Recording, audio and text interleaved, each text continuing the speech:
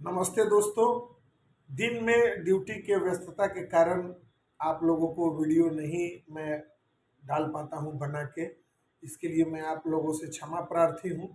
आज साइट पे बैठा हुआ था तो थोड़ा सा समय मिला। उस समय में कुछ सोचे जो थी वो अंतर्मन में बहुत बहुत तरीके से उछाल मार रही थी, बहुत जोर तरीके से, पुरजोर तरीके से।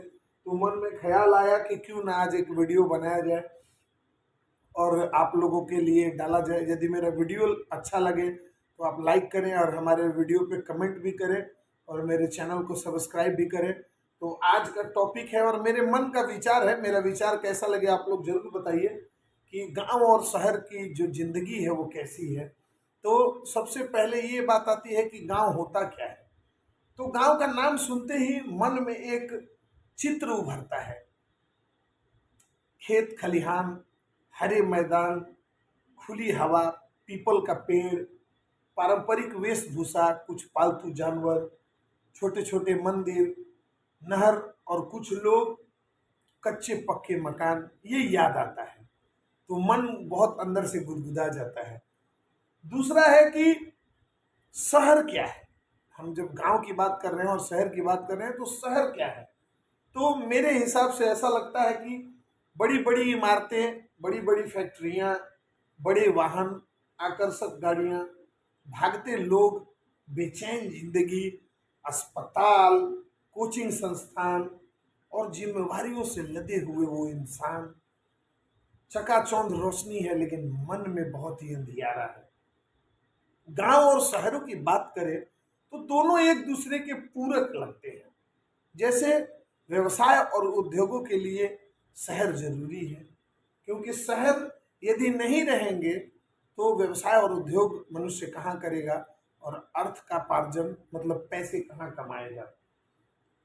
अर्थ आपको पता ही है, पैसा, पूंजी, ये जीवन को सुचारू रूप से जीने के लिए बहुत ही आवश्यक है।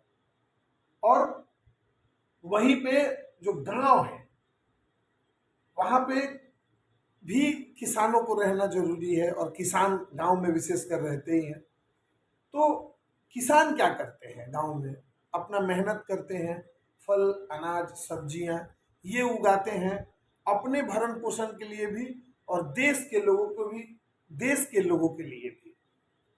तो मैं बात गांव और शहर की क्यों कर रहा हूं, इसके पीछे का कारण है कि जिंदगी में आने वाले सुकून की, किसका जीवन सुकून से कट रहा है और किसका नहीं। जब हम बात गांव और शहर की करते हैं तो इसमें बहुत सारे पहलुओं पे हम लोगों को ध्यान देना होगा, तब जाके हमको पता लगेगा कि किसका जीवन किस हद तक सही है और किसको ज्यादा कठिनाइयों का सामना करना पड़ता है। तो सबसे पहले पहलू एक आता है संस्कार, जो मनुष्य का सबसे बड़ा और सबसे अहम पहलू होता है जीवन का, चाहे वो शहर का हो चाहे वो गांव का हो। तो गांव के लोगों में शहर के लोगों की अपेक्षा ज्यादा संस्कार पाया जाता है। जैसे अगर कोई आदमी गांव में धूम्रपान करता है, सबको पता है कोई गांव में धूम्रपान करता है तो गली में या आस पास इधर उधर देखते रहता है कि कोई हमसे बड़ा आदमी तो नहीं दिख रहा है, कोई चाचा भैया तो नहीं दिख रहा है, वो उसको पता लग जाएगा कि फलाने का लड़का ये सब चीज़ें खाता है। ये सब चीज़, हालांकि मैं आपको बताऊं मैं धूम्रपान का विरोधी हूं और मैं किसी भी प्रकार का प्रचार नहीं कर रहा हूं। ये जस्ट एक वीडियो के माध्यम से अपने विचार आप लोगों के सामने व्यक्त कर रहा हूं। तो गांव के लोग ऐसा देखते रहते हैं कि कोई देख तो नहीं रहा है, हमारी सामाजिक बुराई हो जाएगी। जबकि शहर में ये बात नहीं है। शहर में एक तो अब गांव छोड़ के लोग आए रहते हैं, किसी को किसी से कुछ लेना देना नहीं है और ये लोग देखते भी नहीं है आगे पीछे कि कौन जा रहा है कौन आ रहा है। आराम से खैनी खाते रहते हैं, सिगरेट पीते रहते हैं, बियर दारू कहीं भी बैठ के पियेंगे, क्योंकि कोई अपना कोई है ही नहीं शहर में कि जो उनको पहचानेगा, जो उनको जानेगा।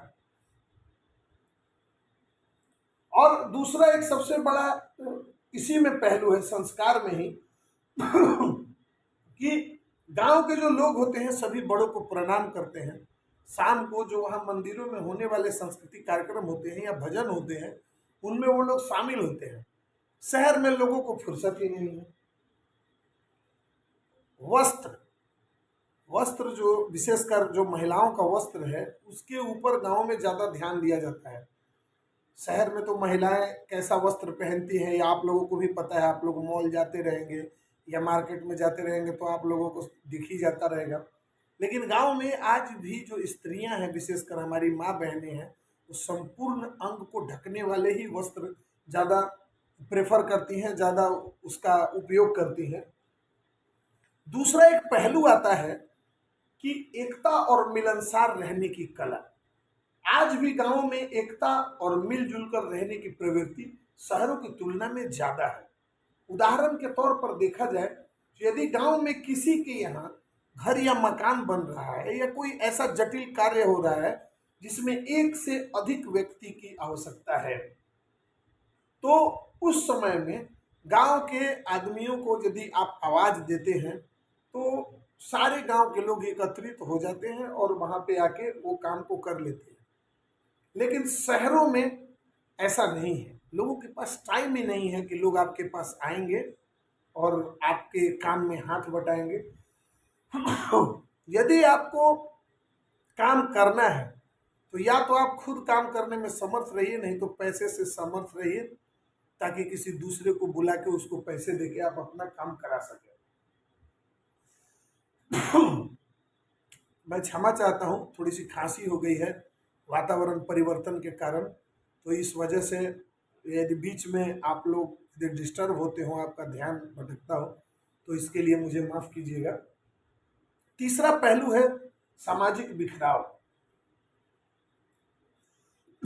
शहर में जो लोग बसते हैं वो एक गांव के नहीं रहते हैं, तो इस वजह से उनमें जो मानवीय जो बंधन है वो नहीं रहता है। और सुख या दुख हो या विपत्ति हो या खुशी के पल हो, शहर के लोग गांव के लोगों की अपेक्षा एक दूसरे के साथ देने में भी बहुत काफी पीछे हैं। उदाहरण के तौर पे देखें तो यदि गांव में किसी के यहाँ कुछ सुखद या दुखद घटना होती है तो पूरा गांव इकट्ठा हो जाता है। हालांकि एक मजाकिया विषय भी है कि यदि गांव में कहा जाता है कि किसी के यहाँ सब्जी का भी छौंक हो तो पूरे गांव में पता लग जाता है। लेकिन शहर में बहुत ही विकराल परिस्थिति है और बहुत ही विकट है।